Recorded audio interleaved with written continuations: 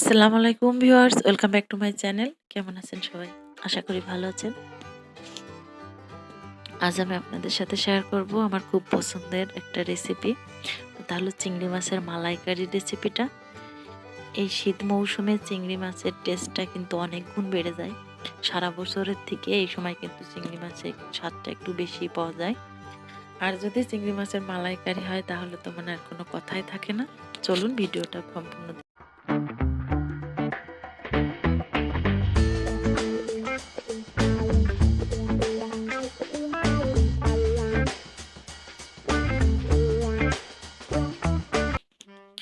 আমি এখানে মাঝারি সাইজের চিংড়ি মাছ নিয়েছি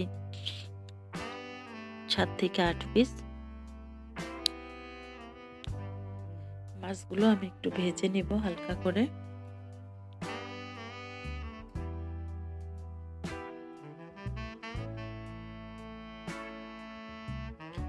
আমি কিন্তু মাছের মাথার যে শক্ত অংশ থাকে ওইটা ফেলে দিয়েছি।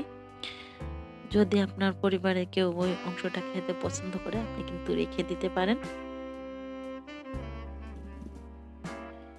এভাবে আমি সবগুলো মাছ ভেজে নিব। মাছের এই যে তেলটা একটা ফেনা ওঠা একটা ভাব হয়েছে, এই তেলের ভিতরে যদি আপনি আপনার রেসিপিটা করেন তাহলে কিন্তু স্বাদটা অনেক ভালো লাগে। কারণ চিংড়ি মাছ ভাজির এই তেলের কিন্তু সুন্দর একটা ফ্লেভার থাকে। তো আমি এই তেলের ভিতরে আরো 2 টেবিল চামচ পরিমাণ তেল দিয়ে দিলাম। তারপর দিয়ে দেব পেঁয়াজ বাটা, রসুন বাটা, শুকনো মরিচ বাটা ও আদা বাটা।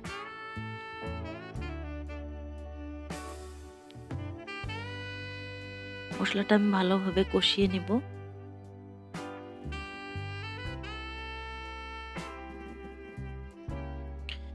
আমি এখানে মশলাটা নিচে থেকে লেগে যাচ্ছে, এই জন্য একটু হালকা একটু পানি দিয়ে নিলাম। পানি দিয়ে মশলাটা খুব ভালোভাবে কষিয়ে নিব। আমি আরো একটু পানি দিয়ে মশলাটা ভালোভাবে কষিয়ে নিলাম। এ পর্যায়ে আমি দিয়ে দিব একটু বাদাম বাটা,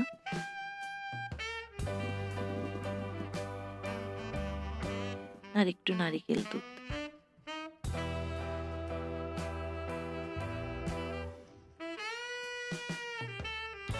বাদাম বাটাটা অপশনাল, আপনারা চাইলে এটা না দিতে পারেন, তবে নারকেল দুধটা অবশ্যই দিবেন। বাদাম বাটাটা দিলে খুব সুন্দর একটা ফ্লেভার আসে এবং স্বাদটা কিন্তু অনেক গুণ বেড়ে যায়।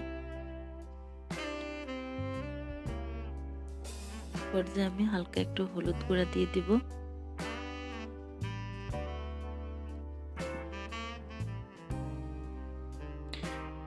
তারপর আমি দিয়ে দিব ভেজে রাখা চিংড়ি মাছের পিসগুলো।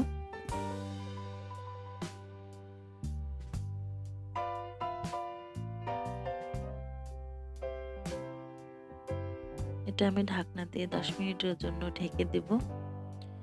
10 মিনিট পর আমি ঢাকনাটা তুলে এখানে একটু মশলা বাটা দিয়ে দেব, গরম মশলা বাটা,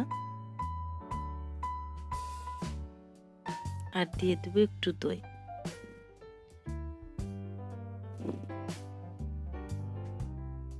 এখানে আমি টক দইটা ইউজ করেছি, আপনারা চাইলে মিষ্টি দইটাও দিতে পারেন।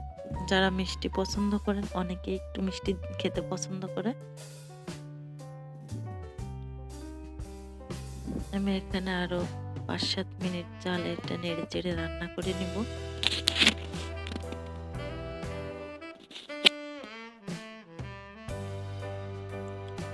যদি আপনার কাছে খুব বেশি নারকেল দুধ থাকে অনেক পরিমাণ, তাহলে কিন্তু দইটা না দিলেও চিংড়ি মাছের মালাইকারিটা স্বাদটা অনেক ভালো আসবে। মালাইকারিটা হয়ে গেছে, এ পর্যায়ে আমি নামিয়ে পরিবেশন করব।